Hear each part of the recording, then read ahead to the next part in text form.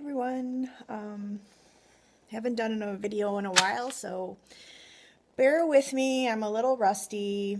Um, I have no clue how long this will take because I have a lot to talk about, and my phone is always a pain and doesn't have a lot of room on it, so I might need multiple videos. Um, so Kate had given me some ideas about what I should talk about, and I think what I'm going to focus on more is, of course, my cat is coming in the video like he always does.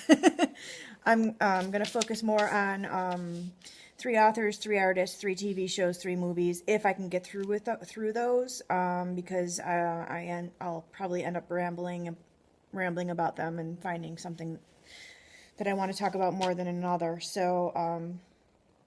Anyway, let me get started with three authors. Number one for me is Jane Austen. She's been my favorite author probably since I took my first Jane Austen course. I think it was in 2000. And I realized what an amazing writer she is, not only because she has popular appeal, especially in a time beyond which she was writing in our era. She was popular when she was writing as well. But also, she has many layers to her writing, and a lot of people don't get at the real deep layers that she writes about. And for me, it's really pleasurable for me to read her books, to find those little, she likes to put in little bits of irony, and unless you're paying attention, you'll miss them, because she writes her books to be popular and for people to like them and to want to read them.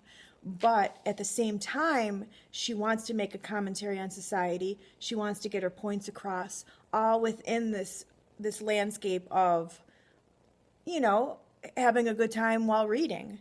And to me, that's very admirable. My next favorite author is Virginia Woolf. Actually, I didn't hold up my Jane Austen. Here's Jane Austen. It's Mansfield Park. It's one of my favorite books. Persuasion probably beats that out. But my next favorite, one of my favorites is Virginia Woolf.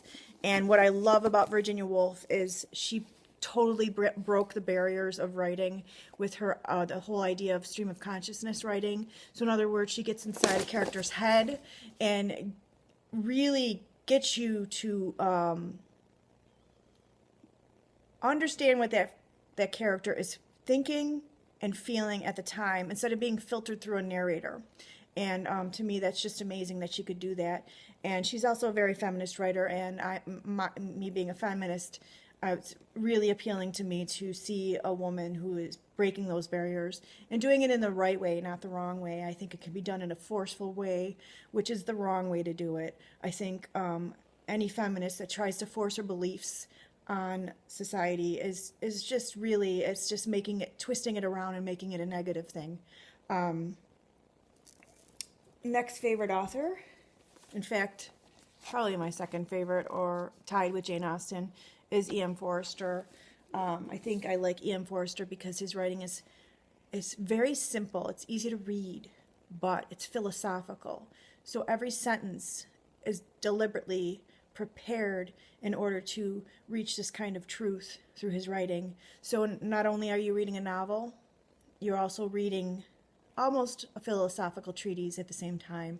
And to me, that's very something that appeals to me, because I can't just read fluff and not have anything behind it. If there's nothing behind it, I'm going to put it aside. I'll be bored immediately. It has to have multi-layers. It has to have multiple meanings. It has to really be compelling. I think that's one of the biggest characteristics of fiction that I search for. All right, we can move on to artists. Now, she wanted me to list three favorite artists. I don't necessarily have artists that I absolutely love. I mean, I could list them, but I think it's more time period and style. For me, post-revolutionary, post-French Revolution, post-American Revolution is my time period. That's where I focus everything on, my research. Most of my books that I read are from that time. So Goya, David, one of my favorite paintings is The Death of Marat.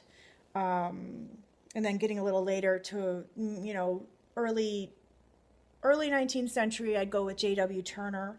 I really love his painting because it's very, you can feel it and you can understand that he isn't just copying something. He is feeling things with his paintbrush, feeling how it looks, feeling how it may not appear to be exactly what you would think, like real. It doesn't appear realistic, but it's what the eye sees. And I think that's more important than appearing realistic. And two other favorites of mine that are a little later in time periods, I just like their style, and they have similar styles actually, is Gustav Klimt and I don't know how to pronounce his name, Odilon Redon, I think is his name. I saw a pastel exhibit at the Musée d'Orsay when I was there a few years ago, and it was just amazing, and the lighting that they put into the room to highlight the pastels, it just blew me away. So he would definitely be one of my top, just for pure pleasure of seeing his work. And I would show you, but my pictures in my book are kind of small. So let's move on to film. Absolute favorite is A Room with a View, and it's a book by E.M. Forster. And this was a film from 1986, Merchant and Ivory production.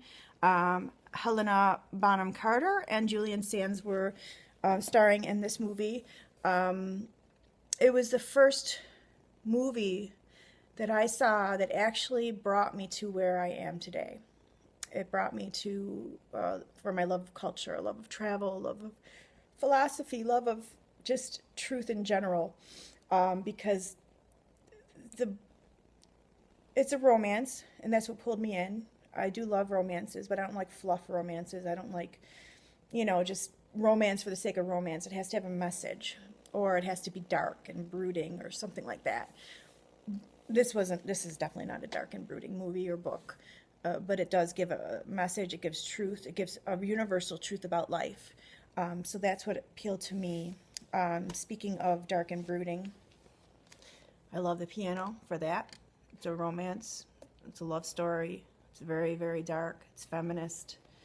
Jane Campion's one of my favorite directors, along with David Lynch, Sofia Coppola. Merchant and Ivory I don't think they're still around. They were old, but they were good too.